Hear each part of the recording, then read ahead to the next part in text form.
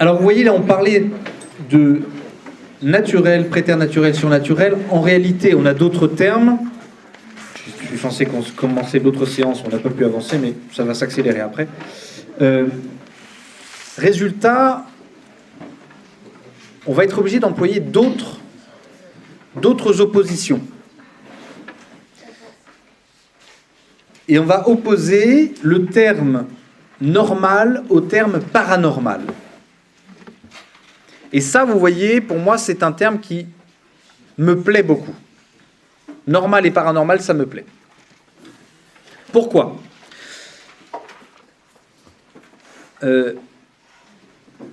Paranormal signifie littéralement ce qui est à côté du normal.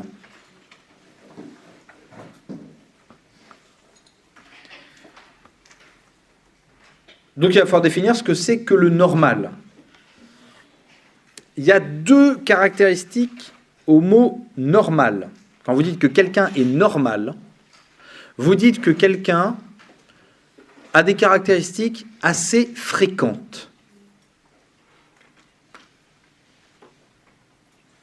Un phénomène est normal parce qu'il va se produire souvent. Qu'est-ce qu'un phénomène normal ? Par exemple, les rêves, la pluie, la fatigue, la colère. Mais cette fréquence n'est pas forcément le signe unique, puisqu'il peut exister des phénomènes rares, qui ne sont pas forcément surnaturels, c'est ce que vous avez dit tout à l'heure, on a parlé de l'or, une maladie très rare, vous voyez, des conditions météorologiques qui sont exceptionnelles, des capacités physiques qui sont hors du commun. Donc il va falloir utiliser un autre sens du mot normal, et c'est ce qui va être conforme aux lois naturelles, aux lois physiques. Et donc dans ce cas, le paranormal devient ce qui semble échapper aux lois physiques, ce qui ne trouve pas encore d'explication satisfaisante par les lois physiques, et ce qui se produit rarement. Mais encore ici, avec le mot paranormal, il va falloir être prudent, parce que l'absence d'explication scientifique actuelle ne prouve pas l'impossibilité naturelle.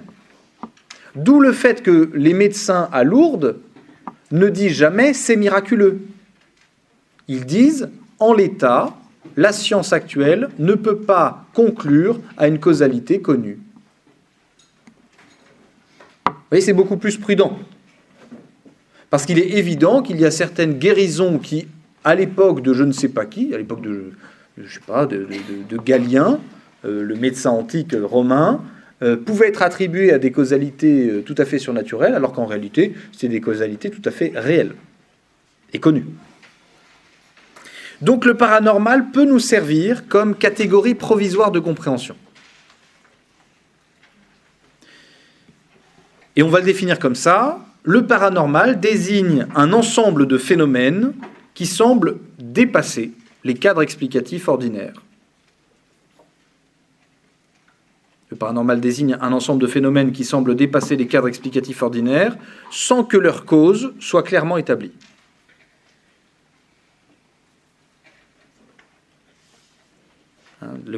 Sans que leur cause soit clairement établie. Le paranormal désigne un ensemble de phénomènes qui semblent dépasser les cadres explicatifs ordinaires sans que leur cause soit clairement établie.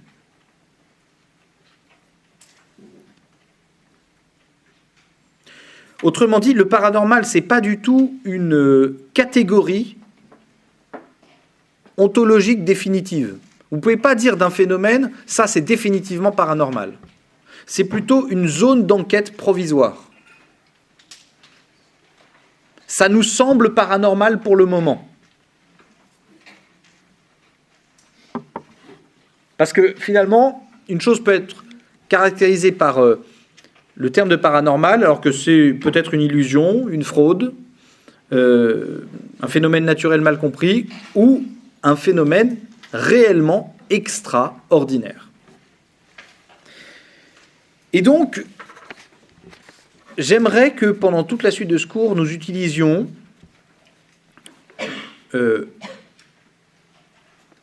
quelques distinctions simples. On va distinguer d'abord entre ordinaire et extraordinaire.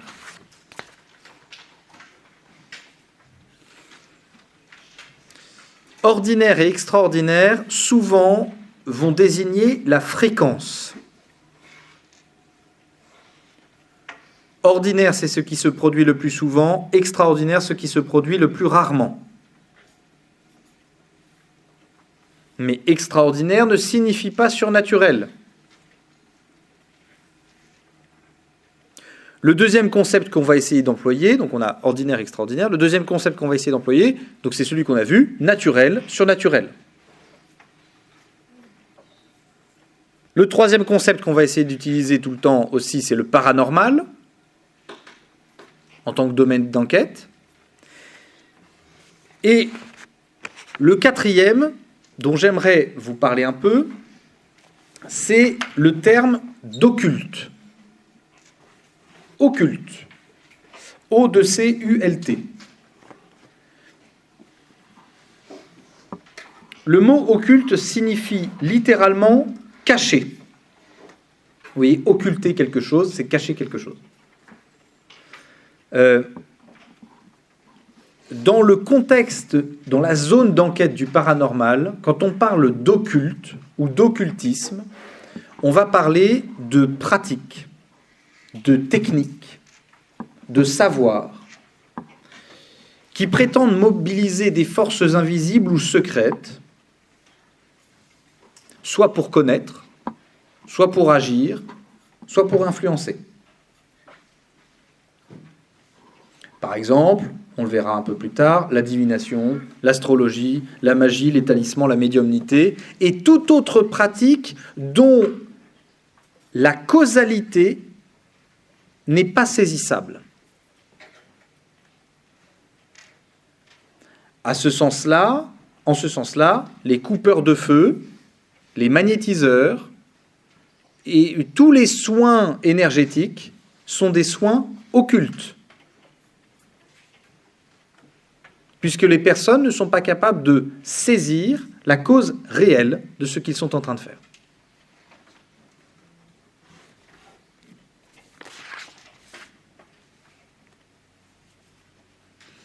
Donc maintenant, il va falloir passer à notre séance 3, la cartographie du paranormal. Vous voyez, on a délimité une zone d'enquête, le paranormal, et là on va devoir essayer de cartographier.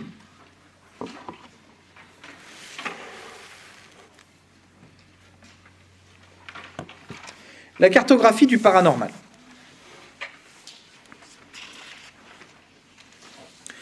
Je vais essayer de vous faire une classification des phénomènes qui relèvent de la zone du paranormal. Dans un premier temps, je vais vous parler des phénomènes de perception. Dans un deuxième temps, les phénomènes de connaissance. Troisièmement, les phénomènes d'action. Quatrièmement, les phénomènes d'incorporation ou de dissociation. Et cinquièmement, l'occultisme, l'ésotérisme, la médiumnité.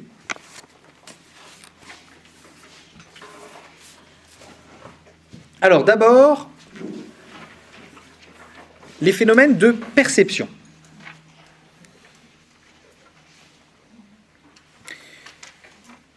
Une première catégorie de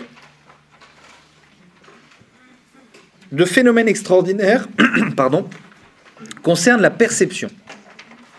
C'est-à-dire qu'il y a des personnes qui affirment percevoir quelque chose qui ne semble pas accessible au sens ordinaire.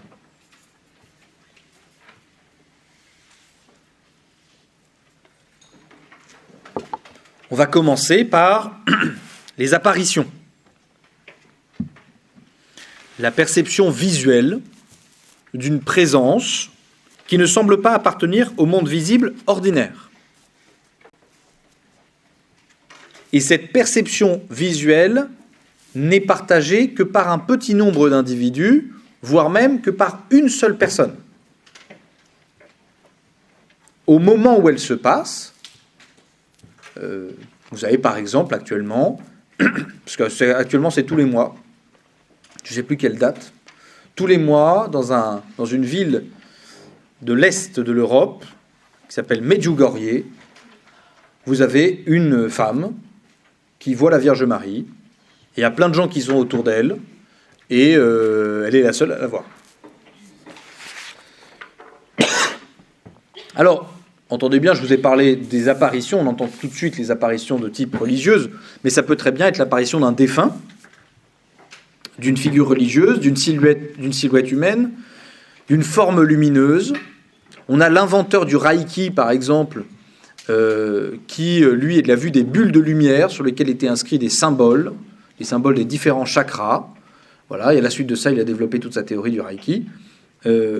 Voilà. Bon, sachez que les traditions religieuses connaissent depuis très longtemps ce type de témoignage, mais on en trouve aussi dans des contextes non religieux, les maisons dites hantées, les expériences nocturnes, les témoignages spontanés. Un petit exemple, voilà, qui a été témoigné dans un petit livre qui s'appelle Le Paranormal, de A à Z, qui décrit, je vous change les noms évidemment, alors ils louaient une maison en Airbnb, une famille, donc un père et 2 de ses filles, passent la nuit dans cette maison. Une des filles se réveille en plein milieu de la nuit et puis descend pour aller aux toilettes. Et elle arrive dans le salon, et là, elle voit la télé allumée, et puis une vieille dame sur le fauteuil en train de la regarder, cette télé. Bon, elle est à moitié au radar, parce que voilà, elle va aux toilettes, elle retourne dans sa chambre, elle se dit, qu'est-ce que j'ai vu, c'est trop bizarre, bon voilà, c'est pas grave, on s'en fout. Voilà. Le matin, au petit déjeuner, elle en parle à son père et puis à sa sœur, et là, sa sœur dit ah bah moi aussi je me suis levé cette nuit et puis j'ai vu la même chose. Donc le père isole les 2 enfants et demande de décrire, et visiblement les 2 filles avaient vu la même personne regardant la télé. Et il s'avère que cette personne ressemblait très étrangement à la mère défunte de la personne qui avait loué le Airbnb et qui avait laissé des photos de cette dame, notamment dans sa chambre. Donc, on peut imaginer que ça fait flipper. Vous voyez, ce genre d'apparition. Rien ne dit que les jeunes filles n'avaient pas vu la photo de cette dame dans la chambre, et entre 2 os, vous savez, au niveau du sommeil, et imaginer ce genre de choses. Aujourd'hui, en l'état, attention à votre réaction. Soit vous pourriez très bien vous dire c'est une fraude colossale, soit vous pourriez très bien vous dire c'est ultra flippant, mais ça se trouve c'est carrément vrai. Non.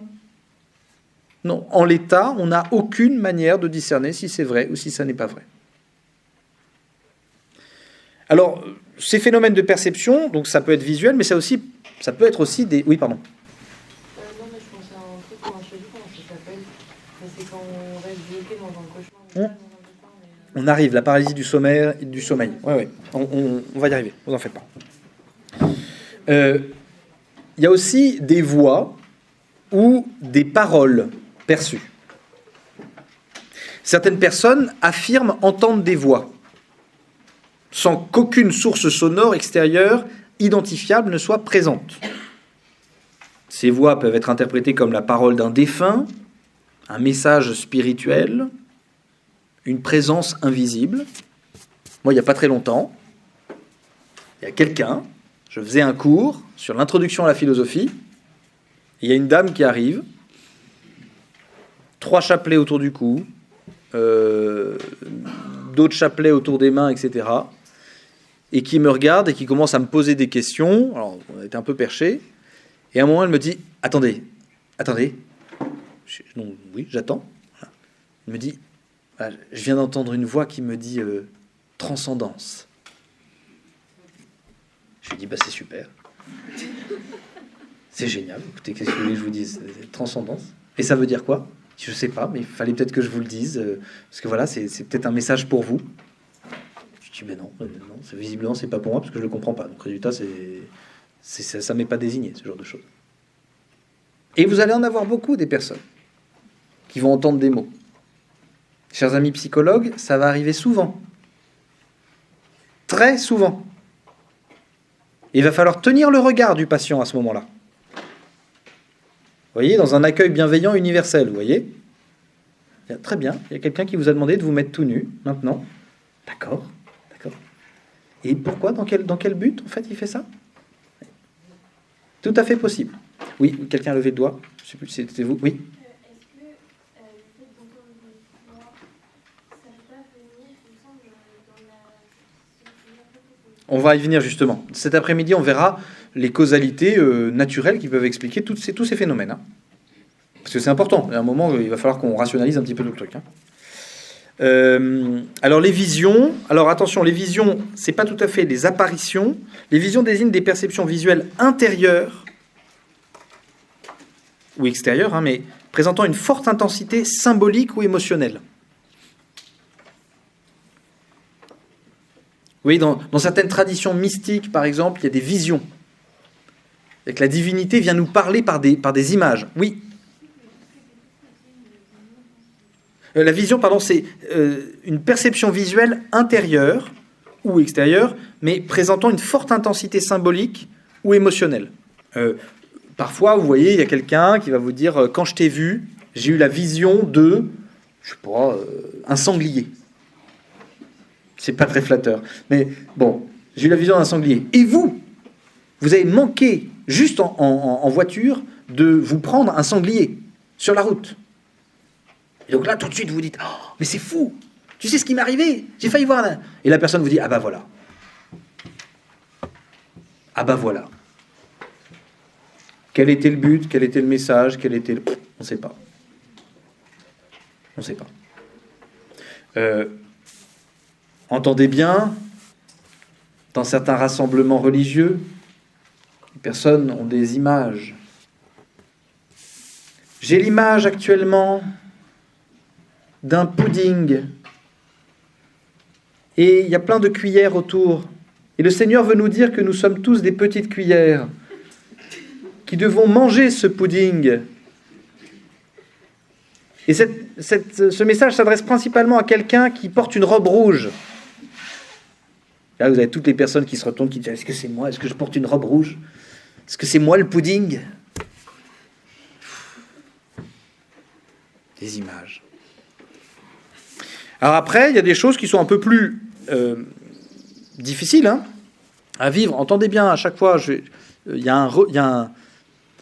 entendez bien. Ce n'est pas parce que l'on va dire que ce phénomène n'est pas extraordinaire qu'il n'est pas vécu. D'accord ? Donc les personnes vivent réellement des choses. Et on ne met pas en doute, a priori, ce qu'elles sont en train de vivre. Ce que l'on va mettre en doute, c'est la causalité qui est derrière ce qu'elles sont en train de vivre. Il y a, dans les phénomènes de perception, ce qu'on appelle les sensations de présence. Beaucoup de témoignages paranormaux décrivent une expérience un peu plus diffuse, pas facile à saisir, le sentiment qu'une présence se trouve dans une pièce, sans qu'aucune perception précise ne l'accompagne. Oui ? Sensation de présence. Vous voyez, la personne peut sentir une présence derrière elle, une présence dans l'obscurité. Vous voyez, dans un coin de chambre, pas éclairé, l'obscurité, une silhouette peut-être, un regard invisible, rien de tel que des vieux tableaux, rien de tel qu'un miroir en plein milieu de la nuit. Ça, j'aime bien, moi, j'ai regardé trop de films quand j'étais plus jeune. J'aime bien de temps en temps, vous voyez, quand je passe dans un couloir avec un miroir en pleine nuit, j'aime bien, je passe devant le miroir et je recule et je regarde et je me dis toujours, là je vais avoir un visage défiguré, des trucs comme ça, vraiment, comme ça, voilà. Et en fait, non, c'est moi. Voilà. Il y a un petit moment d'inquiétude au début, puis après, je me dis, bah non, en fait, bon, je suis pas excessivement beau, mais je suis pas non plus repoussant, vous voyez. Il y a dans les tableaux, oui, les différents tableaux, vous avez l'impression que les tableaux vous suivent du regard, etc. Enfin bref, vous pouvez vous faire tout un délire, hein, ce genre de truc. Bon, ce phénomène est particulièrement fréquent dans certaines situations, on en reparlera après, souvent en cas de fatigue extrême. Ça s'explique assez bien, c'est-à-dire que vous avez un tel taux de cortisol qui est élevé que votre cerveau se met en situation d'alerte. Et donc le moindre bruit, le moindre truc, en fait, votre cerveau, il faut que vous vous rendiez compte, filtre énormément d'informations. Pour pas que vous soyez complètement... En fait, là, vous n'entendez pas le bruit de votre cœur, par exemple. Alors que vous êtes censé l'entendre. Vous n'entendez pas le sang qui passe dans vos veines. Vous êtes censé l'entendre. Vous n'entendez pas votre respiration.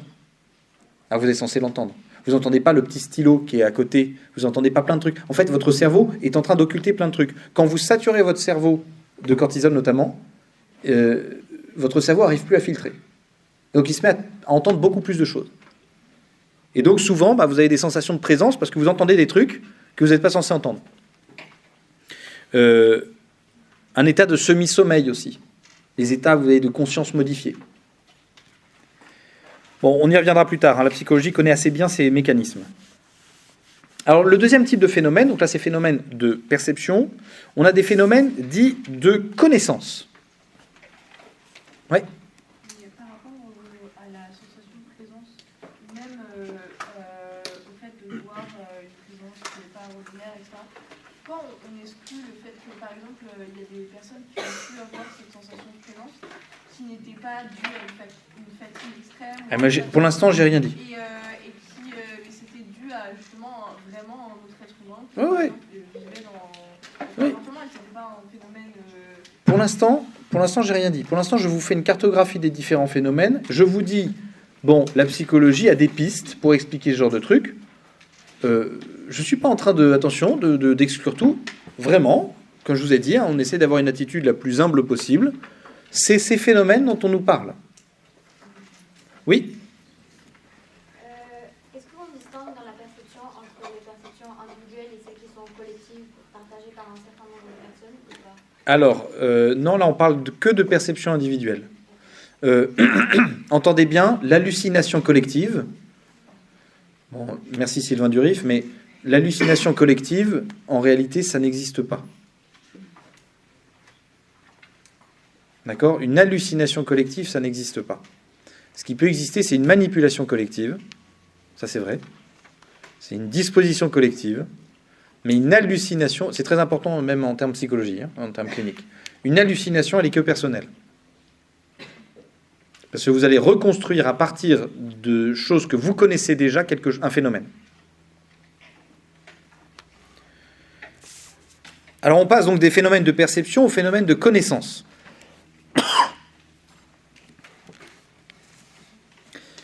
Oui.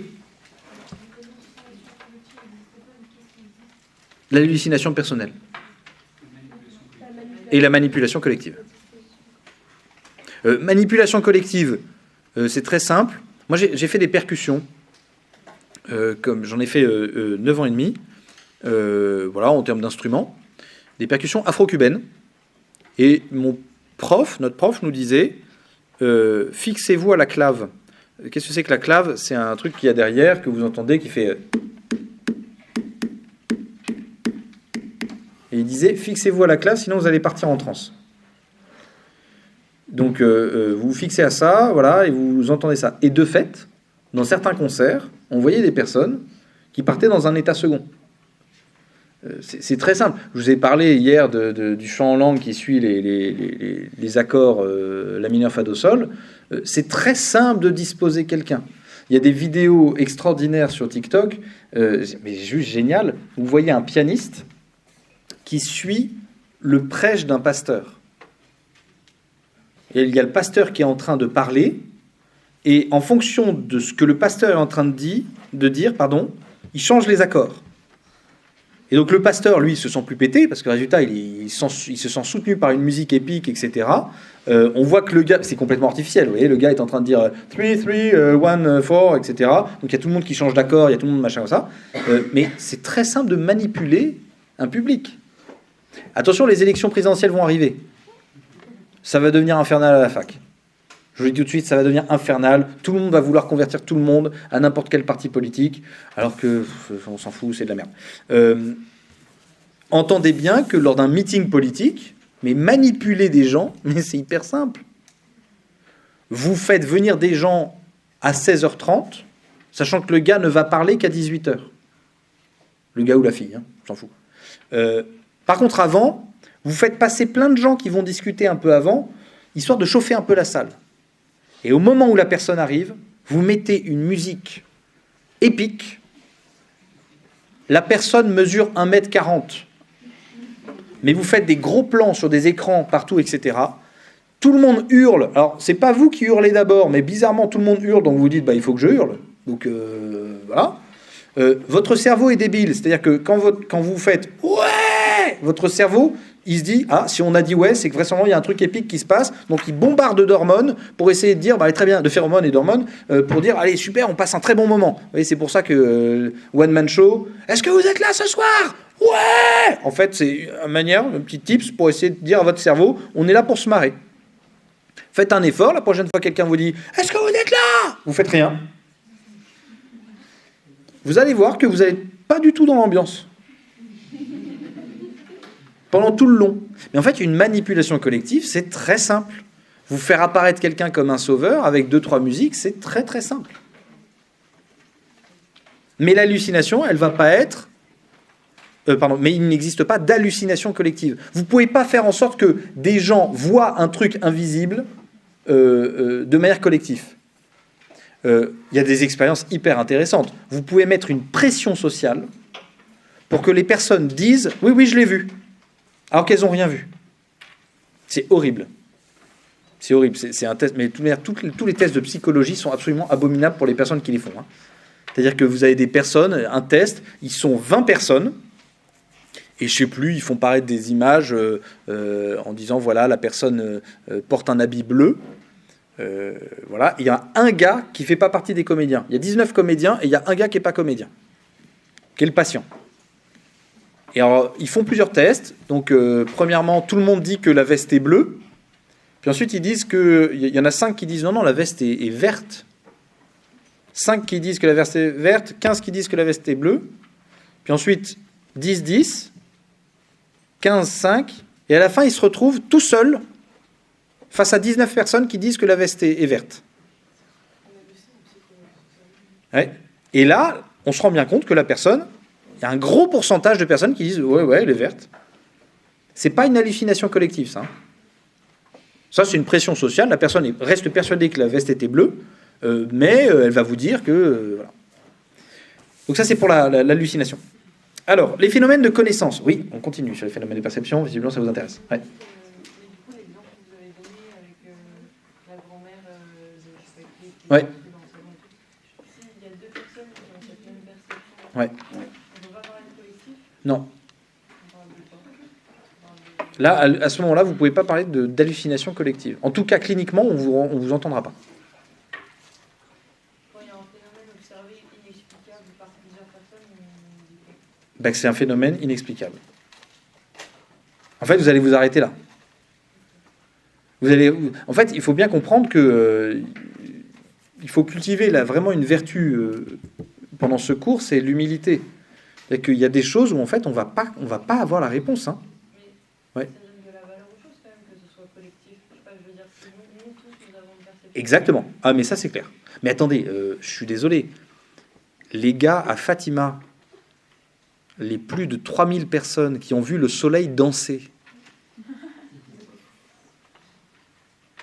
on a dit hallucination collective. Ouais, les 3000 gars, ils n'ont pas inventé que le soleil faisait le signe de l'infini. Hein. Ils ont tous expérimenté quelque chose. De là à dire que ça s'est passé, évidemment que le soleil n'a pas fait une danse de l'infini. Sinon, notre galaxie serait morte. C'est-à-dire qu'au niveau de l'attraction, on serait tous décédés. C'est fini. Donc, c'est évident que c'est pas ça qui s'est passé. Après, qu'est-ce qui s'est passé? Les musulmans qui ont vu la Vierge Marie sur le toit de je sais plus quoi, là, au Maroc, là. Plus de 150 personnes, musulmans. Donc les gars, la Vierge Marie, c'est pas non plus Marie, Myriam, et quelqu'un d'important, mais c'est pas la mère de Dieu. Et ils ont vu sur le toit une silhouette d'une dame très belle, lumineuse, et qui se baladait comme ça, et qui saluait la foule et qui disparaissait. Les phénomènes d'ovnis aux États-Unis. Alors, évidemment, c'est très souvent aux États-Unis qu'il y a les phénomènes d'ovnis, mais il faut croire que c'est le coin que les extraterrestres veulent visiter. C'est-à-dire qu'il y a un territoire qui est important, c'est cet endroit-là. Mais voilà, il y a des phénomènes de perception qu'on ne comprend pas trop. Mais après, il faut savoir quelle est la cause et qu'est-ce qui se passe. Donc, phénomène de connaissance. Alors là, on va rentrer dans des choses un peu plus sympas. Si vous étiez déjà fébrile sur la question des perceptions, on va aller plus loin. Donc, vous avez des personnes qui prétendent qu'elles arrivent à percevoir les événements. Ce qu'on appelle un don de voyance.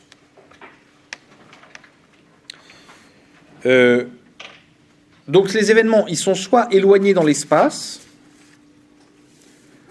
soit situé dans l'avenir ou dans le passé.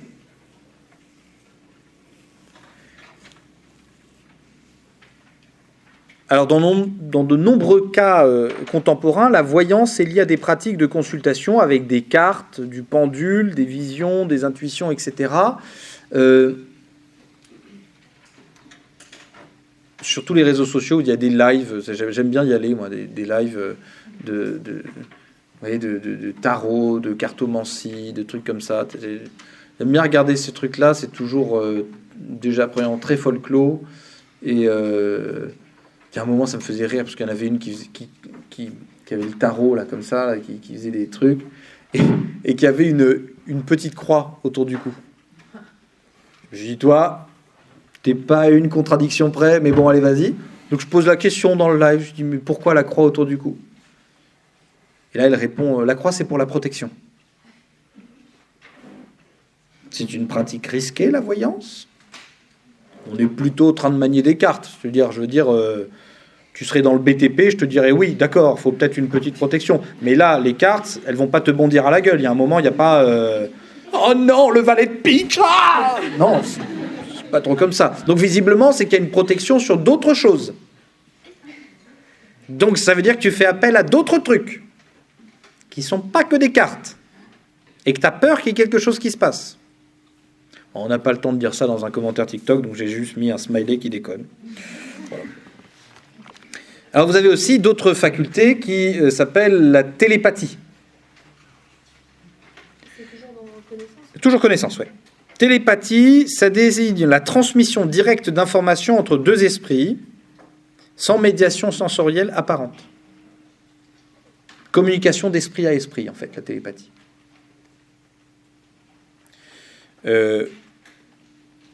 Alors, l'idée fascine depuis très longtemps. Ça a fait l'objet de nombreuses expériences dans le domaine de la parapsychologie. Sachez que la plupart des expérimentations ont foiré. Il n'y a pas du tout de bons résultats sur cette question-là.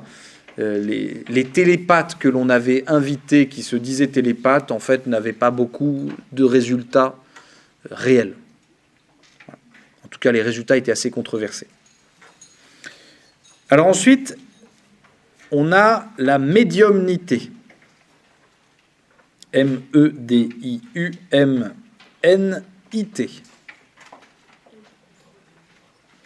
La médiumnité désigne la prétention à communiquer avec des entités invisibles. On communique avec des identités invisibles. Soit des entités comme des esprits, soit des entités comme des défunts, soit des entités comme des guides spirituels.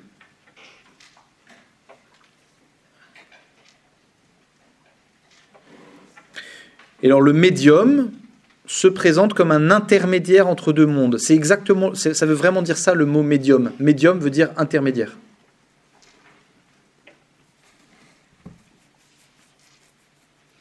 Bon, sachez qu'on en a depuis très longtemps, des médiums. Des gens qui se prétendent médiums. Vous avez la Pythie de Delphes. On a un bon témoignage de la Pythie de Delphes.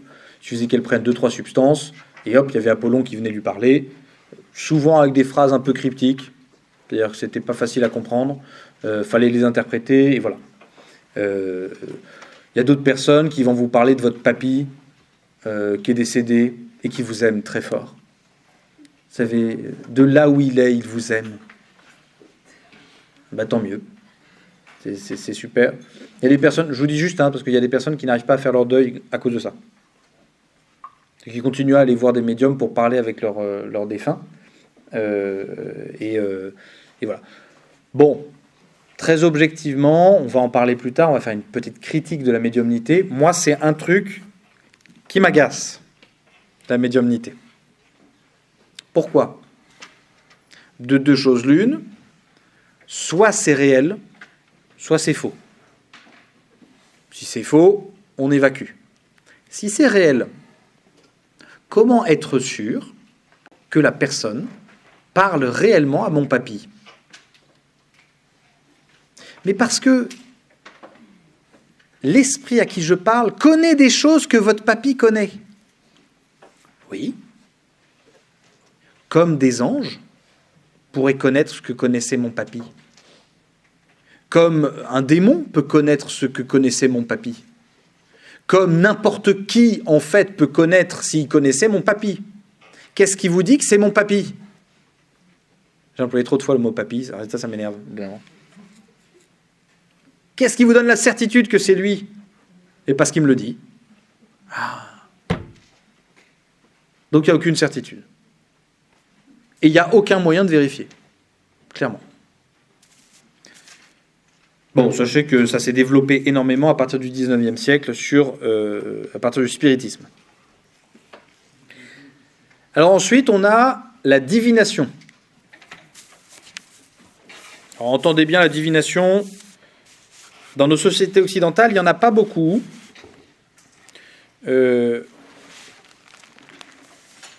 Sauf dans justement tout ce qui est la voyance liée au tarot, etc. La divination regroupe l'ensemble des pratiques visant à connaître l'avenir ou une réalité cachée à travers des signes interprétés. L'horoscope.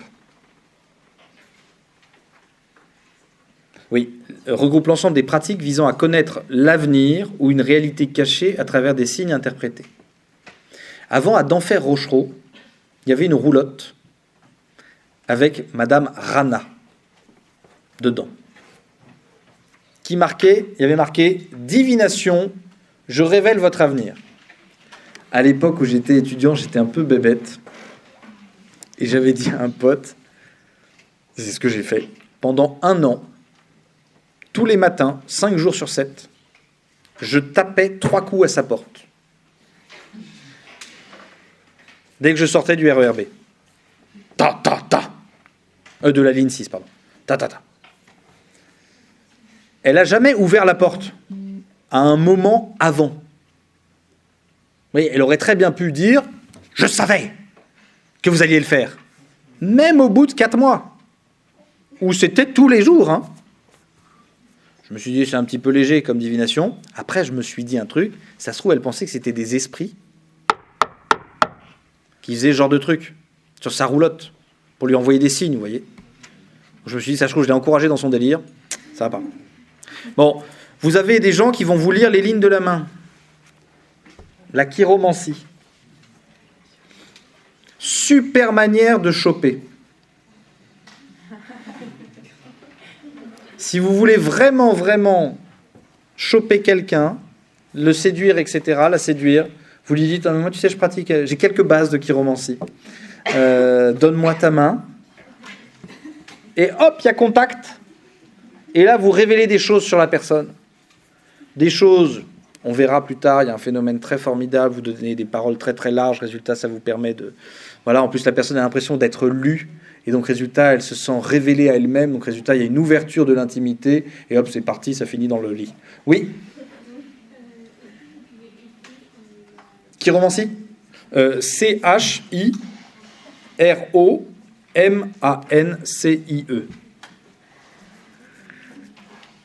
Donc méfiez-vous, hein, quand vous avez quelqu'un qui commence à vous dire « Moi, je sais lire dans les lignes de la main. » Coquin, va. Ouais. Oui. Oui, c'est ça. On va en parler après. Vous avez la géomancie, donc ça c'est les gens qui arrivent à lire dans les pierres. Vous savez, ils secouent des pierres, comme ça, ils disent sur une espèce de carte, et là, d'un coup, voilà.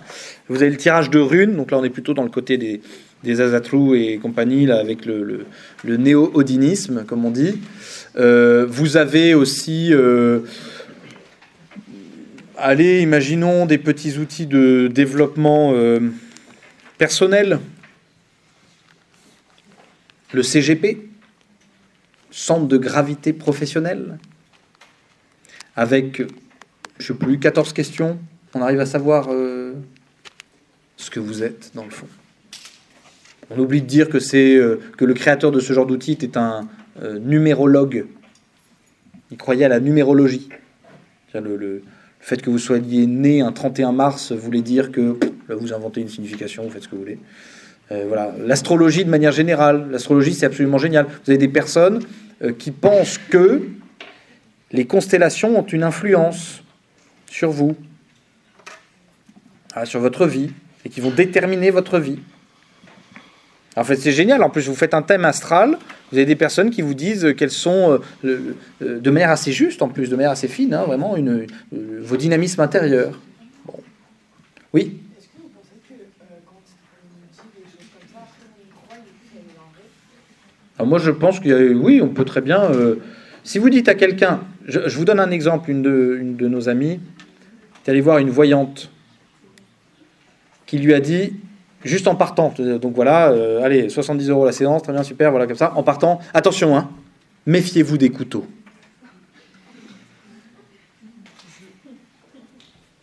Vous avez passé une super vie avec cette phrase-là. Une super vie. C'est-à-dire qu'il suffit simplement qu'on vous balance une phrase après avoir complètement ouvert votre intimité, vous voyez, après avoir complètement... vous êtes dans une vulnérabilité terrible hein, par rapport à quelqu'un qui est dans un état de médiumnité par rapport à vous, et résultat, la personne se met à vous balancer une phrase à la Inception, vous voyez, du style... et en plus un peu large, vous voyez, du style, quand tu rencontreras quelqu'un de barbu, souviens-toi de moi.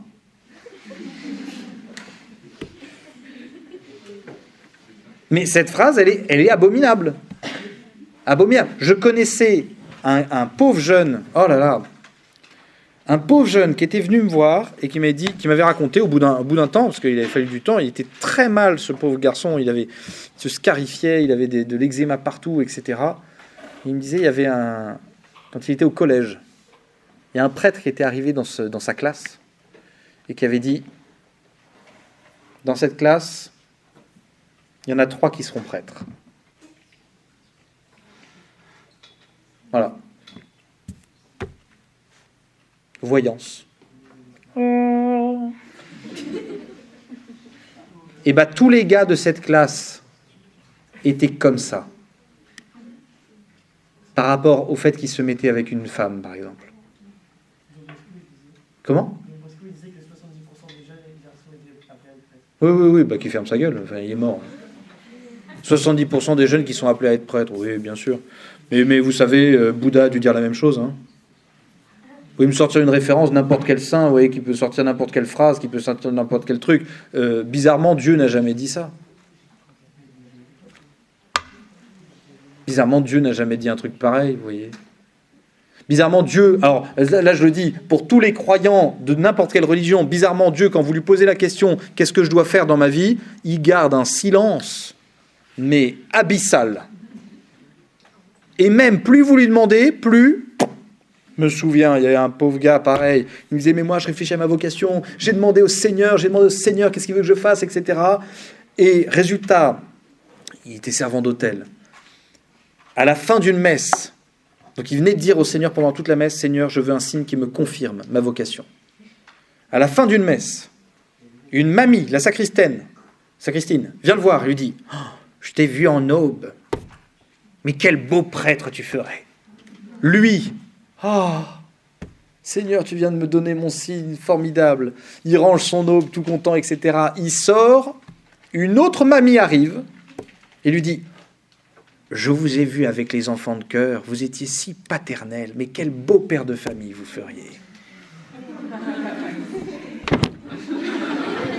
L'échec. Mais oui, mais parce que si à un moment vous attendez qu'un autre, de manière extrinsèque, vous dise ce que vous devez faire dans votre vie, mais là c'est fini. Vous n'êtes plus un être humain en fait. Alors ça c'était les phénomènes donc de... On a dit, je me suis perdu. Connaissance. On va passer au phénomène dit d'action. Les phénomènes d'action. C'est une troisième catégorie des phénomènes dans lesquels les personnes vont prétendre agir sur le monde ou sur autrui par des moyens soit occultes, cachés, soit extraordinaires.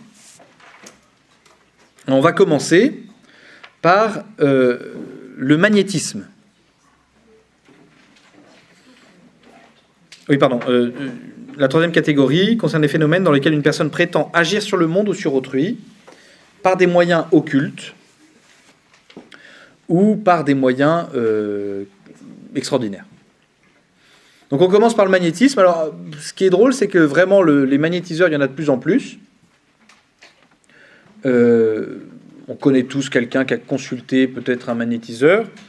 Le magnétisme désigne... Alors, ça n'a rien à voir avec le magnétisme.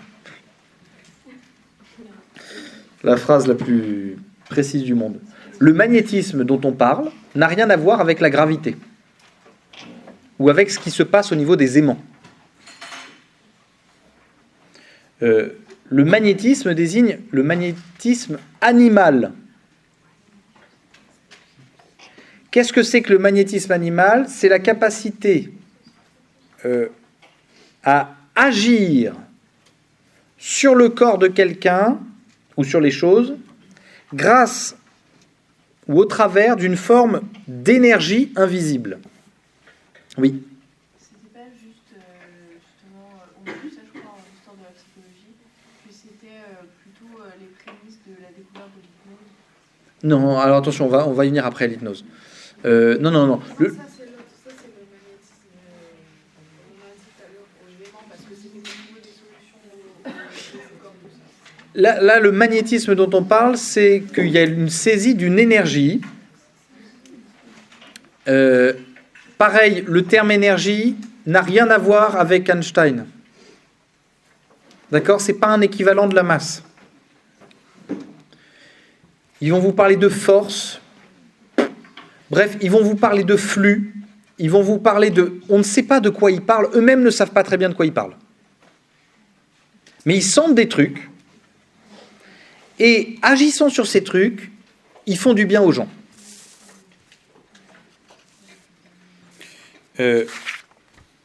Dans certaines pratiques, le magnétiseur, il affirme pouvoir soulager une douleur, favoriser une guérison, rééquilibrer une énergie. Alors moi, j'ai eu des gros problèmes de dos, et donc je cherchais des instituts de massage. Mais le nombre d'instituts de massage qui vous parlent de rééquilibrer des énergies. Et à un moment, il y en a une qui a commencé à me dire, bon voilà, ce massage-là, il a vraiment pour vocation de rééquilibrer vos énergies. Et je dis, vous connaissez l'équilibre de mes énergies ? C'est quoi mon équilibre d'énergie ? En fait, non, mais en fait, c'est une perception, c'est une... Je dis, mais vous ne me connaissez pas avant. Comment vous savez quelle est l'énergie qu'il me faut ? Elle m'a dit, en fait, en fonction d'ailleurs de votre tempérament, on pourrait rajouter des pierres qui vont aider. J'ai dit, non, mais on va arrêter tout de suite. De quoi vous me parlez, en fait ? De quoi la même chose que je vous ai fait avec la Trinité, là. Hein. De quoi vous me parlez ? C'est quoi cette énergie ? Et alors, je sais, il y a plein de gens qui s'abandonnent dans les mains de personnes qui passent leurs mains tout autour, là, au-dessus d'eux, comme ça, et qui disent, voilà, je suis en train d'enlever des trucs, etc. Alors, parfois, en plus, vous avez des séances de magnétiseurs. filmé, vous dites, ouh là là, il se passe des choses très très bizarres. Vous voyez, des énergies tantriques, par exemple. Et les personnes sont en train de suivre le long de la colonne, le long de ce qu'on appelle la montée de Kundalini et compagnie, comme ça, et ils s'arrêtent au niveau du bassin, comme ça, ils lèvent comme ça, et vous avez la personne qui se lève comme ça, qui dit comme ça. On dit, oula! Il y a un sacré déséquilibre énergétique, là, visiblement, il y a quelque chose qui ne va pas. Des pierres énergétiques. Ah, je me suis amusé à faire une petite vidéo dessus, où je me foutais de la gueule des gens qui me disaient des pierres énergétiques, etc. J'ai dit, c'est une pile ou quoi? Quoi, une pierre énergétique? Une pierre chargée en énergie? Voilà. C'est des croyances. C'est comme la religion. On est d'accord? Vous voyez, c'est ce que vous venez de dire. Dans un premier temps, quand on observe ce phénomène, on se dit, mais de deux choses une. Soit il y a quelque chose, il faut en déterminer la cause, soit c'est une croyance en quelque chose. Oui. J'ai une question. Ouais. Mais c'est par rapport à quelque chose de avant. C'est grave. Non, c'est pas grave. Vous, si vous êtes chrétien, ça veut dire que vous pensez avoir une connaissance plus précise de ce dont on a parlé ce matin? Attendez, de quoi? De la Trinité, de trucs comme ça? Oui. Ah oui, mais pas parce que je suis chrétien, mais parce que j'ai fait des recherches. Regardez, la majorité des chrétiens ici, ils connaissaient rien. Hein. Mais est-ce qu'il faut croire et qu'il faut ne pas le dire? Ouais. En fait, pourquoi? Je vous dis juste, hein, pour être chrétien, faut pas être con.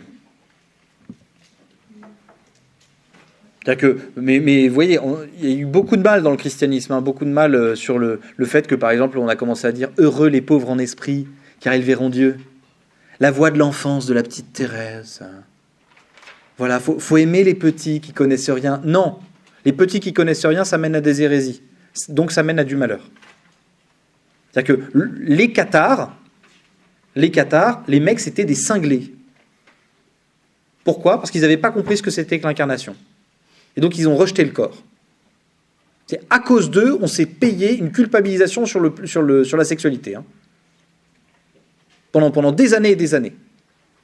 Mais il y a plein de choses comme ça. Chaque fois que vous avez une erreur rationnelle, hein, ça mène à du malheur.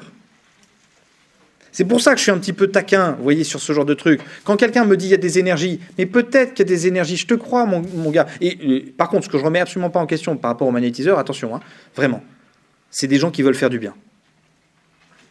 C'est des gens qui veulent aider les autres. Et même parfois, ils ne font même pas payer leurs services, leurs trucs comme ça. Ils sont très généreux et ils veulent aider les gens. D'accord? Mais par contre, objectivement, si vous faites une épistémologie de ce qui est en train de se passer, vous dites, mais c'est chaud. C'est la même chose. Vous voyez, c'est la même critique. Jérémy Ferrari fait la même chose pour l'homéopathie. Avec le fait qu'il y ait la mémoire de l'eau. L'océocoxylum, les amis. C'est un cœur putréfié de canard. C'est ça l'océocoxylum. Hein. Un cœur putréfié de canard que vous avez fait tremper dans l'eau. Vous avez pris une goutte de cette eau. Vous avez mélangé dans 100 gouttes d'eau pure. Vous avez reproduit vous avez repris une goutte de ce mélange, vous l'avez refait 40 fois, 60 fois, 120 fois, et ensuite vous avez pris une goutte du mélange final, vous l'avez posé sur un petit truc un peu sucré, et c'est ça le médoc. Et ça s'appuie sur quoi? Sur la mémoire de l'eau. Mais si réellement l'eau a une telle mémoire, ça veut dire que vous buvez la pisse de tout le monde dans vos verres. Ouais. L'eau, elle réagit aux énergies. Qu'est-ce que vous me dites? Par exemple, quand on dort et qu'on a un verre à côté et qu'on fait un cauchemar et tout, on dort pas bien, après l'eau, elle a des bulles et tout. C'est vrai, hein. Oui, mais l'eau, elle a des bulles aussi quand vous dormez bien. Non. Alors, je vous invite à faire l'expérience, ici. Non, j'ai fait. Ah ben vous verrez, je vous invite à refaire l'expérience. Plusieurs fois. Faites-le plein de fois. Analysez quelle eau c'est. Regardez à quel moment de la journée vous l'avez pris dans votre robinet, parce que c'est pas le même moment aussi dans le château d'eau ou dans le truc comme ça qui est à côté de vous. Si vous êtes en ville, si vous n'êtes pas en ville, s'il y a beaucoup de débit, s'il n'y a pas beaucoup de débit, s'il y a de l'oxygène qui s'est laissé emprisonner dedans ou pas. voyez, attention, si vous faites de la science, faites-en vraiment. Faites des études comparatives, avec suffisamment de volume. Chose que, par exemple, l'homéopathie n'a jamais accepté de faire. Excusez-moi, pourquoi ils ont pris le cœur de canard putréfié? C'est quoi le truc? C'est que le canard, dans l'esprit des gars qui ont inventé le médicament, n'est jamais malade en hiver. Comme il n'est jamais malade en hiver, il doit posséder quelque chose qui l'empêche de choper la grippe. Donc on prend un cœur putréfié et puis on vous le dit pour transmettre ce principe. Excusez-moi, on peut être rationnel. Je ne vous dis pas que tous ceux qui prennent de l'homéopathie sont possédés. Soyons pas bêtes. Mais de la même manière, vous voyez, de la même manière, si vous prenez un médoc et vous ne savez pas comment il fonctionne, vous prenez un risque. Vous prenez un risque. Le fait qu'on ait découvert que le paracétamol bousille le foie. Le fait que l'ibuprofène bousille les reins. Le fait qu'il y a plein de molécules qu'on emploie, qui en fait, on ne sait pas comment elles fonctionnent. Mais vous voyez, c'est un risque. Ben, c'est la même chose. Oui.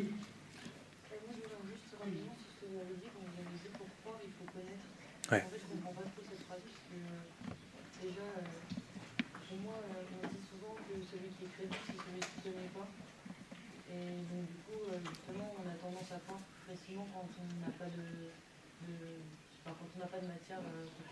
Je suis d'accord avec vous. On a tendance à croire plus facilement quand on arrête de réfléchir. Et connaître quoi Mais, la croyance et la connaissance, c'est en plus à notre époque, c'est deux choses qu'on distingue assez. moi, je veux quand même connaître ce en quoi je crois.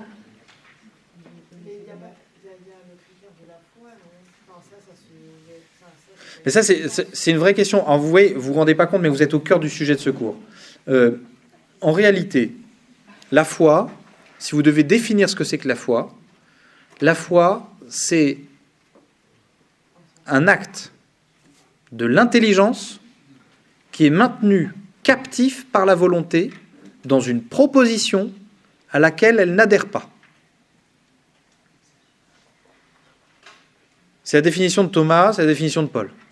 Assensus sine cogitatione. C'est-à-dire que l'acte de foi, c'est un acte volontaire qui maintient captif l'intelligence. Dans une proposition dont elle n'a pas la certitude et l'évidence. Dieu est trinitaire, vous n'en avez pas l'évidence. En revanche, il faut que vous en ayez une compréhension. Il faut que vous compreniez ce que ça veut dire que Dieu est trinitaire. Que Dieu vous aime. Vous n'en avez pas d'évidence. Il vous faut poser un acte de foi dessus. Mais il faut que vous compreniez ce que ça veut dire. Qu'est-ce que ça veut dire de croire que Dieu m'aime? Ouais. De la foi, c'est l'adhésion de l'intelligence mue par la volonté, intelligence maintenue captive par la volonté dans une proposition dont elle ne voit pas l'évidence et dont elle n'a pas la certitude. Ouais. Est-ce que vous adhérez à tout dans la religion catholique? Non. Donc vous... Si. En fait, je vais vous dire non. C'est-à-dire que non. C'est-à-dire que moi, je n'adhère pas à certaines pratiques religieuses, par exemple. Et donc, est-ce que ce serait... il y a certains philosophes ou même religieux, etc., qui disent que la religion, c'est pas comme un buffet et qu'il faut vraiment tout prendre. Oui, il faut tout prendre. Mais moi, pardon, excusez-moi. Moi, le il faut et le tu dois ne fonctionnent pas pour moi. En fait, à la base, comprenez bien, hein, moi, je suis professeur de philosophie morale. La philosophie morale, elle considère une chose, c'est que l'agir humain n'a qu'une seule finalité, c'est le bonheur humain. Or, pour qu'il y ait un bonheur humain, il faut qu'il y ait une liberté profonde. Et ce à quoi j'adhère, j'y adhère vraiment. Ce à quoi je n'adhère pas, je n'y adhère pas vraiment. Et il y a des choses sur lesquelles je ne sais pas. Par exemple, allez, ça c'est pour les cathos. Quelle est la plus grande fête des chrétiens? Pâques. Pourquoi?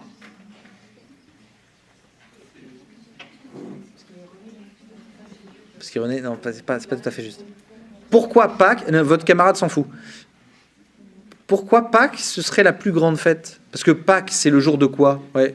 C'est la résurrection du Christ. C'est la résurrection. En quoi c'est une plus grande fête que sa mort? Parce que ça prouve la vérité de ça. Ouais.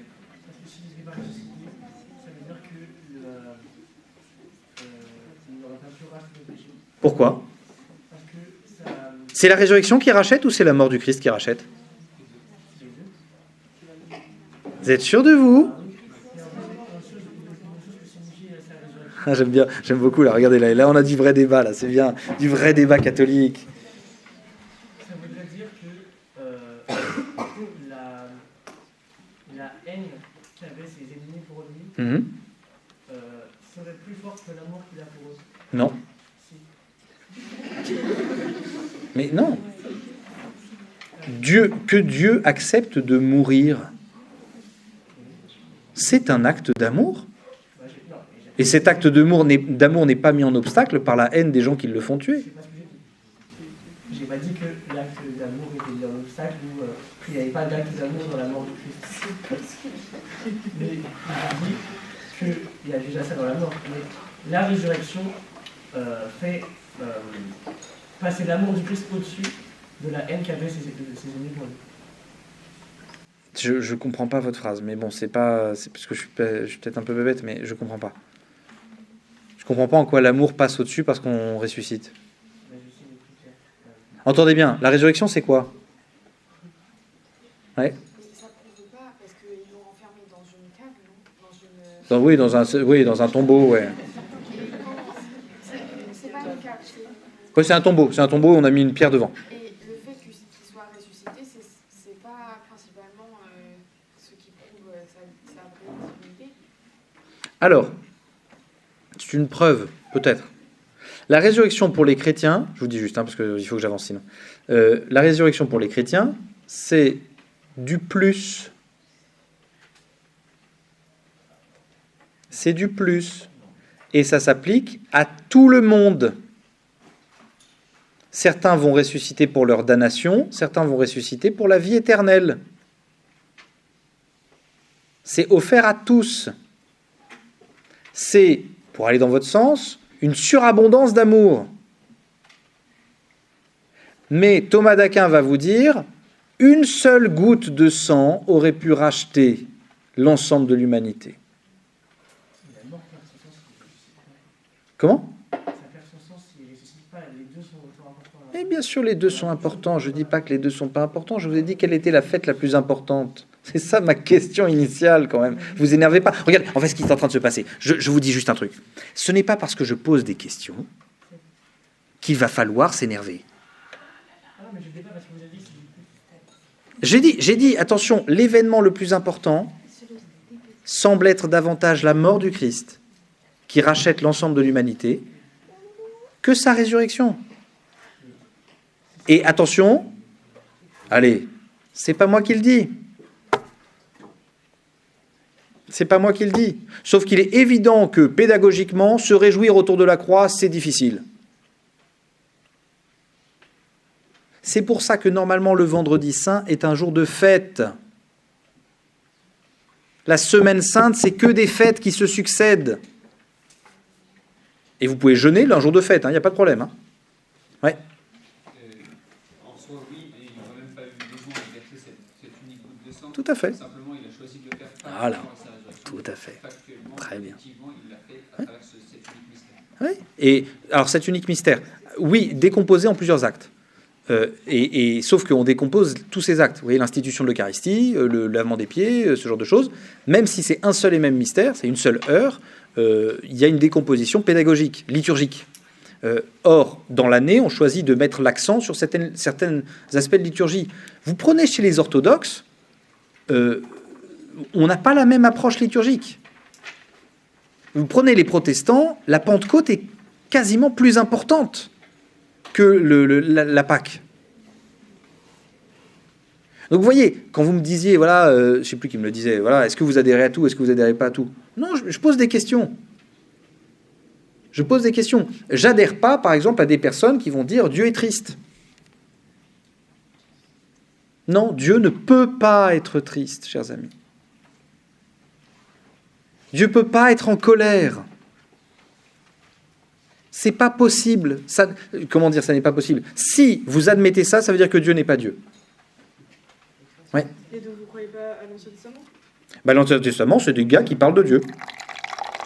Et qui commencent à dire ce que Dieu vit. Bah oui, mais le Nouveau Testament aussi. Non. Le Nouveau Testament, c'est des gars qui racontent qu'ils ont vécu à côté de Dieu. Oui, mais c'est un récit de Dieu, quoi. Mais non. Dans un cas, vous avez un peuple qui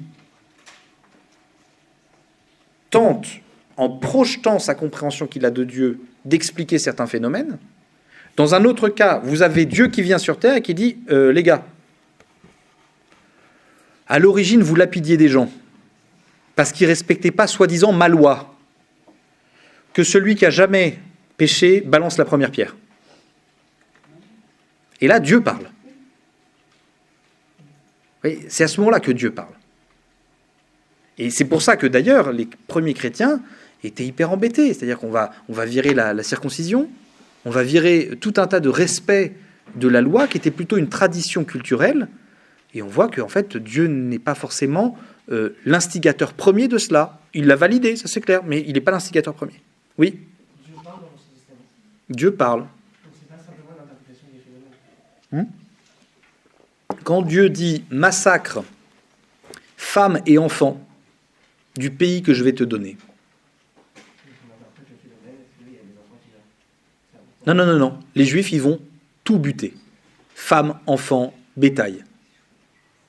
Soit vous dites, Dieu a demandé ça, et dans ces cas-là, je vous laisse avec votre religion. C'est tout pour moi, c'est ciao, moi j'arrête. Ça veut dire qu'en fait, on est face à un Zeus.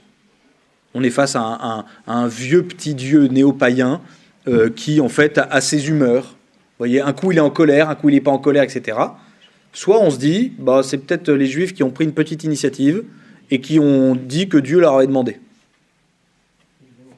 Voilà. Il faut différencier quand même des mythologies classiques où c'est vraiment de l'interprétation du phénomène. Bah, il y a Zeus derrière, c'est du tonnerre. Oui, mais entendez bien que, par exemple, entendez bien qu'aujourd'hui, vous parlez avec un Netanyahou, il vous dit ça. Il vous dit, Dieu a dit. Ah oui, bien sûr. Donc, c'est-à-dire que c'est pour ça qu'il faut mettre de la rationalité. C'est en ça que je dis que, voilà, l'adhésion... Et c'est la même chose pour tous ces phénomènes extraordinaires. Je suis désolé, je vois le temps qui passe, je vois que vous avez beaucoup de questions. Je resterai un petit peu à la pause. Je veux juste qu'on finisse cette séance, sinon je vais avoir 3 séances de retard sur tout le programme. D'accord ? On continue sur les phénomènes d'action.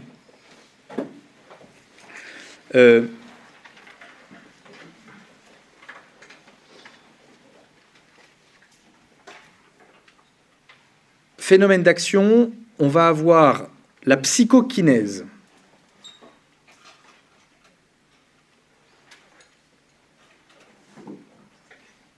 Psychokinèse, P-S-I-C-H-O-K-I-N-E-S-E.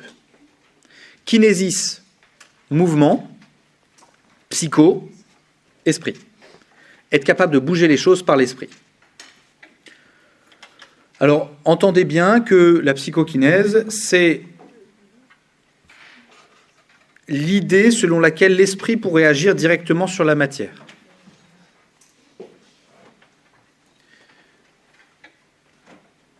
Ça peut prendre la forme de phénomènes comme déplacer un objet à distance.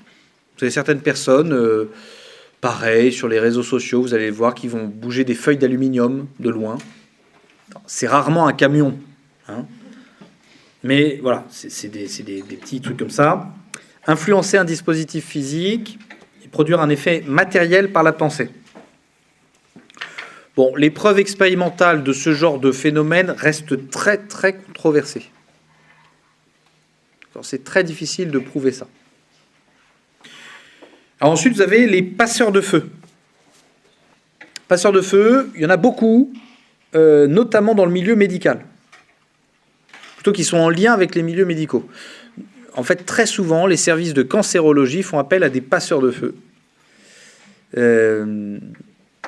Notamment lorsqu'ils font de la radiothérapie, parce que ça brûle les tissus de la personne. et ça entraîne de grandes douleurs. Donc on fait appel aux passeurs de feu. Qu'est-ce qu'un passeur de feu ? C'est des personnes qui sont réputées capables de soigner les brûlures ou d'en arrêter la douleur par des paroles, des gestes ou des prières.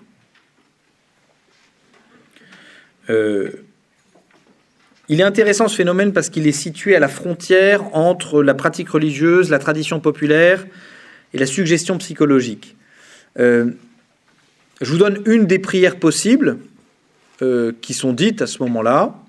Vous avez par exemple « Feu, feu, feu, je te conjure de perdre ta douleur comme Judas perdit ses couleurs lorsqu'il trahit notre Seigneur. » Puis c'est rythmique, en plus c'est cool. Voilà, bon, c'est très flippant dans le sens où beaucoup de personnes disent que ça fonctionne très bien. C'est-à-dire qu'il y a des personnes qui sont qui s'ébouillantent avec de l'huile, par exemple. Alors vous ne guérissez pas forcément, mais vous perdez vraiment la douleur de ce qui se passe. Voilà, des manières d'agir. Ensuite, vous avez tout un tas de guérisons occultes avec des canalisations spirituelles, des rééquilibrages énergétiques, etc. Bref, tout ce genre de choses qui peuvent exister. Et la dernière chose, c'est ce qu'on appelle l'envoûtement, la magie ou la sorcellerie.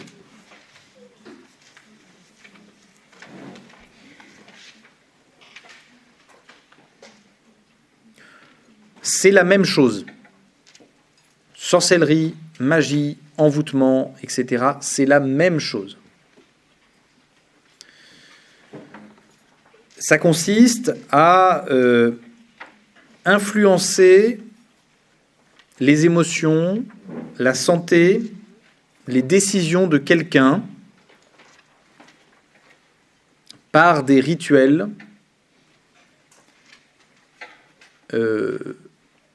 voilà, par des rituels, par des pierres, par ce genre de choses, par des talismans, par voilà, tout un tas de trucs comme ça. Bon. Des potions aussi, tout à fait. Voilà. Harry Potter, enfin vous mettez tout Harry Potter dedans et puis vous avez tout. Attention, non, attention, je fais gaffe parce que je sais qu'il y a des cathos. Non, Harry Potter, on se calme. C'est un conte, d'accord, pour enfants. Il faut savoir que J.K. Rowling a énormément travaillé la question de la magie quand même. Il y a de vraies formules qui sont dedans. Mais en fait, alors, sachez que pour se renseigner sur la magie, c'est très compliqué. Pour avoir des grimoires de magie, c'est très compliqué d'en obtenir. Il faut vraiment faire de longues recherches. Pour les obtenir, bon, voilà, je vous donne les trucs à faire, c'est compliqué. Hein. Vous allez sur un site qui s'appelle Amazon et vous tapez « livre de magie ». C'est compliqué, hein, et ça coûte 12,50 €. Moi, j'en ai pris un pour me renseigner un petit peu, parce qu'en plus, il paraît qu'il y en avait un qui était écrit par Albert le Grand. Saint Albert le Grand. Je me suis dit, oh, yeah, Saint Albert le Grand a écrit un livre de magie, laissez-moi voir ça. Bon, évidemment, c'est pas Saint Albert le Grand, c'est un vieux fake, voilà, mais qui a été vachement, qui s'appelle le De Secretis Mulieribus, là, le secret des femmes. Mais c'est un truc qui a été vachement utilisé. Et je vais vous donner deux rituels.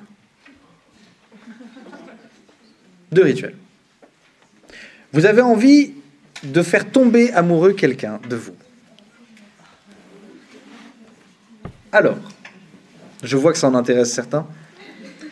C'est assez genré, la magie. C'est-à-dire que c'est différent si vous voulez faire tomber amoureux un homme ou si vous voulez faire tomber amoureux une femme. Ça ne peut passer que par de l'alimentaire. D'accord ? Il faut que la personne ingère quelque chose. Alors si vous voulez séduire un homme, ce que je vais vous dire, c'est réel. D'accord ? C'est vraiment dans ce bouquin, vous y regarderez, De Secretis Albertus. Moi, ça a vachement marché pour moi. Voilà.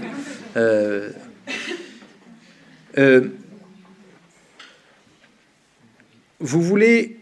On va commencer plus tôt. Vous voulez séduire une femme. Il va falloir que vous fabriquiez un pain, donc de l'eau, de la farine, de la levure, etc., et que vous pétrissiez la pâte sur vos fesses. faut déjà une certaine maîtrise du geste et une certaine souplesse. Vous faites lever la patte, toujours sur vos fesses. Ça prend un petit peu de temps, hein. Ensuite, vous faites cuire le truc, et c'est bon. Vous lui donnez à manger. Allez, yallah. Autre possibilité, donc pareil, toujours dans le secrétisme, hein. Vous pouvez y aller de secrétisme, donc c'est vraiment le livre secret. Alors là, par contre, c'est pour séduire un homme. Vous avez forcément besoin d'une femme pour séduire un homme. Allez. Vous prenez un hareng vivant, et puis vous l'étouffez dans votre vagin.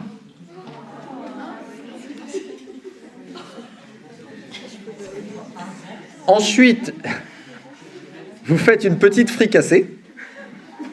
Avec le tout, il faut laisser les glaires qu'il y avait, etc. Faut que ça colore le machin. Voilà, vous pouvez faire une petite réduction à un moment d'une sauce, etc. pour apaiser l'amertume peut-être, mais voilà. Et vous donnez ça à manger et c'est bon. Livre de magie. Chers amis, je vous ai donné des rituels soft. Non, mais parce que vous pouvez aller après dans plein de rituels. Vous pouvez très bien regarder, je ne sais plus comment il s'appelle, ça y est, j'ai perdu le terme, je vous le donnerai tout à l'heure. Le livre pour les messes noires. La célébration des messes noires, donc il faut que, par exemple, vous célébriez une pseudo-messe sur un corps de femme nue. C'est elle l'autel. C'est souvent sanguinolent, c'est souvent... Il y a tout un tas de rituels pseudo-symbolico-magiques, etc. Voilà. Bon, ça, c'est vraiment l'aspect très glauque. Voilà. Bon, les sacrifices à Moloch et compagnie, enfin, c'est assez... Bon, souvent, la plupart des personnes qui pratiquent la magie... Voilà, il y a tout un tas de rituels. Il y a une magie qui est un petit peu ardos, c'est la magie vaudou. Qui vient du Bénin et en fait qui s'est reconstituée outre-Atlantique, anti-occidentale. Quand je dis qu'elle est assez violente, c'est qu'elle est assez hostile. D'accord, vous savez, avec les poupées qu'on perce, qu'on machin, etc. Bon. Leur efficacité réelle à toutes ces magies, etc., reste extrêmement difficile à établir. Il faut que quelqu'un assume d'avoir pêché le hareng. Vous voyez ? Ça pourrait être un nom de code entre vous, vous voyez ? Quand vous dites je rentre en entreprise de séduction avec quelqu'un, vous dites à quelqu'un je pars à la pêche au hareng. Vous voyez ? Ça, il n'y aura que vous qui comprendriez. Et puis, voilà. Bon, bref. La dernière chose, je fais du pain. Je pétris la pâte. Me dérange pas, je pétris la pâte. Bref, on s'arrête. Les quatrièmes phénomènes que l'on peut observer, c'est les phénomènes qu'on dit d'incorporation ou de dissociation.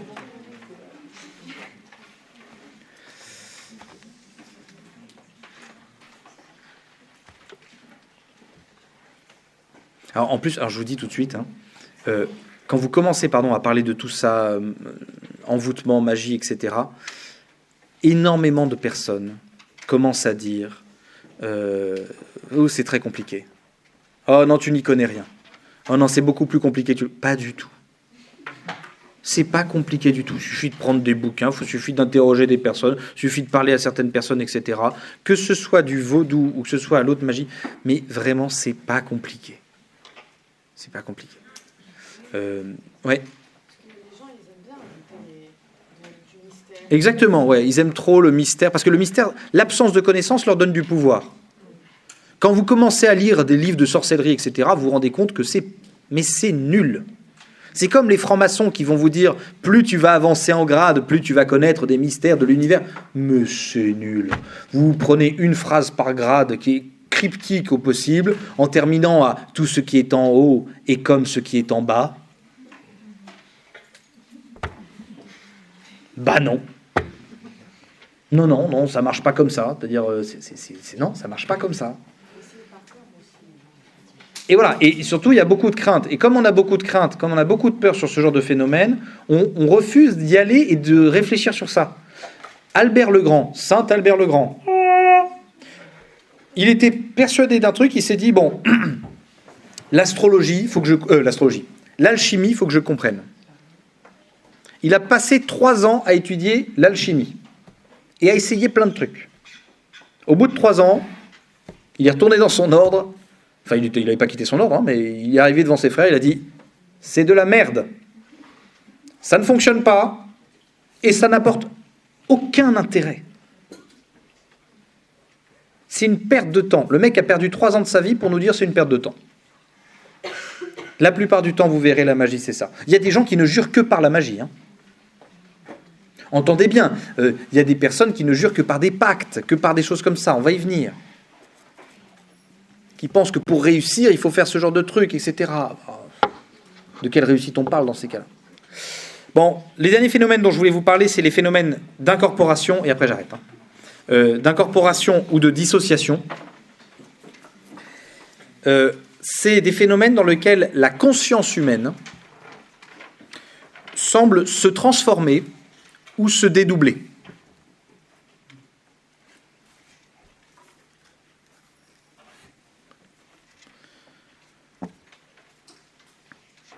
Alors, par exemple, la transe.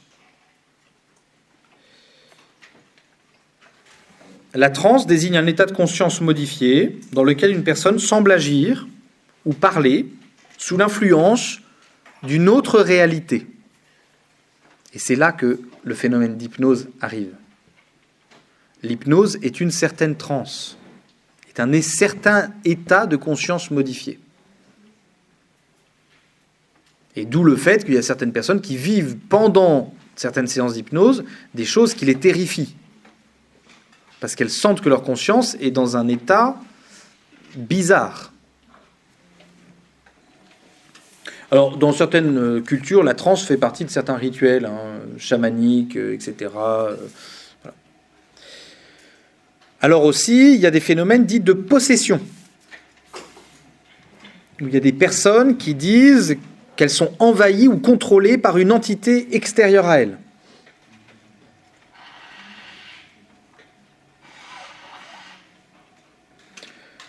Vous avez d'autres phénomènes qui s'appellent le voyage astral. Alors n'entendez pas voyage astral comme le voyage dans les étoiles. Ça nous vient d'Orient, le voyage astral, c'est donc la dimension. Il y a le corps physique, le corps éthérique, le corps astral. C'est-à-dire qu'on se met à voyager dans une autre dimension, parallèle à la nôtre.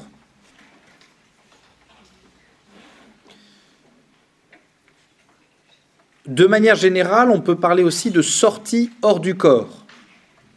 Vous savez, les expériences de mort imminente, par exemple, qui témoignent de ce genre de choses. On a l'expérience de sortir en dehors du corps, de se voir en 3 dimensions et ce genre de choses.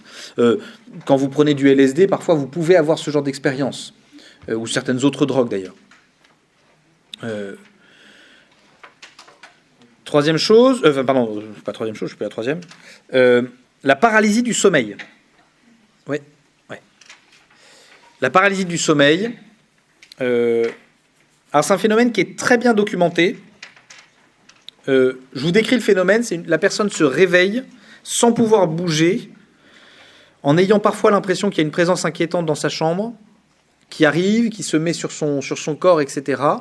La personne est dans une situation de peur-panique et ne peut rien faire, ne peut rien dire, ne peut pas hurler, voilà. On sait maintenant très bien ce que c'est que ce phénomène. D'accord ? C'est que, notre corps est hyper bien fait. Quand vous dormez, quand nous dormons, notre corps envoie des sédatifs pour nous empêcher de faire ce que nous allons faire dans nos rêves. C'est-à-dire que c'est quand même intelligent. Vous voyez ? C'est-à-dire qu'il empêche le corps, et donc vous êtes sous drogue, complètement sédaté, pendant que votre cerveau est en train de trier plein d'informations. Le problème, c'est quand vous vous réveillez avant que les sédatifs soient partis. Et donc là, le cerveau passe passe en phase paradoxale puis réveil, et là, votre corps est encore en train de dire « on kiffe ». Donc ça fait quoi? Ça fait qu'en fait, vous avez conscience du fait que vous ne pouvez plus bouger, donc vous avez peur. Le nerf parasympathique et sympathique envoie au cœur le fait qu'on a peur, donc on augmente la fréquence cardiaque. Sauf que pour augmenter la fréquence cardiaque, il faut de l'oxygène. Pour augmenter l'oxygène, il faudrait que vous respiriez plus vite. Sauf que vous êtes sous sédatif. Donc, vous augmentez le muscle cardiaque, mais vous pouvez que le fournir en oxygène comme si vous étiez quelqu'un en train de dormir. Donc, vous avez l'impression d'étouffer. La panique engendrant la panique, vous vous mettez à essayer de hurler, vous entendez juste... comme ça. Mais vraiment, quand il y a des personnes qui font une paralysie du sommeil, vous êtes à côté d'elles, vous la voyez juste comme ça, et vous l'entendez faire... comme ça. À l'intérieur, elle est en train de hurler. C'est un hurlement, c'est « ah, au secours !» Et puis, au dernier moment, le cerveau se dit « hein, mais qu'est-ce qui se passe ? Mais pourquoi on a autant de molécules dans notre corps ?» Et là, c'est parti, les reins commencent à tout filtrer, et donc là, d'un coup, au bout d'un moment, vous faites « il y avait quelqu'un qui s'appuyait sur mon torse, et qui... » Voilà. Mais il y a des phénomènes, lors de paralysie du sommeil, qui pour le coup sont un peu flippants, présence d'entités, des trucs qui sont marqués sur la peau, des choses comme ça. Voilà. On se retrouve tout à l'heure.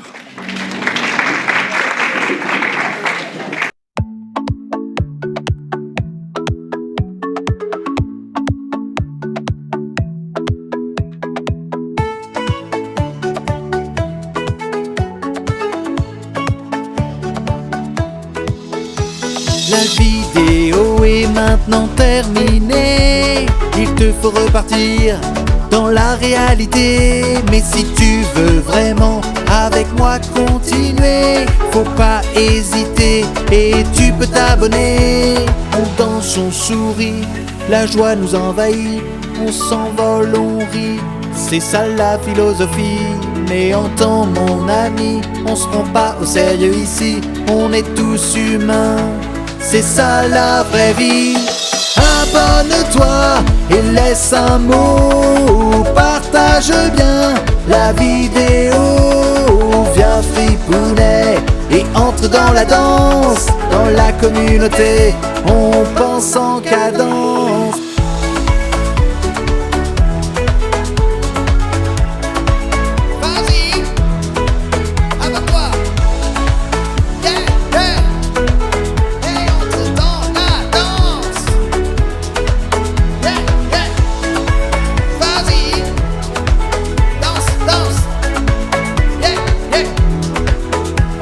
Retourne dans ta vie d'un pas décidé, car la philosophie ne va plus te lâcher, loin des folles folies et du prêt-à-penser.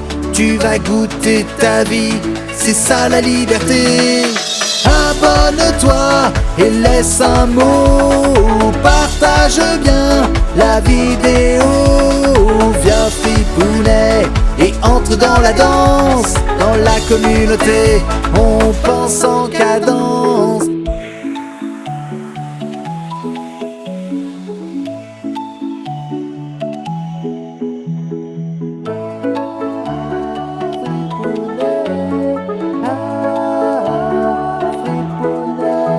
On danse, on sourit, la joie nous envahit. On s'envole, on rit, c'est ça la philosophie. Mais entends mon ami, on se prend pas au sérieux ici. On est tous humains, c'est ça la vraie vie. Abonne-toi et laisse un mot. Partage bien la vidéo. Viens fripounet et entre dans la danse. Dans la communauté, on pense en cadence.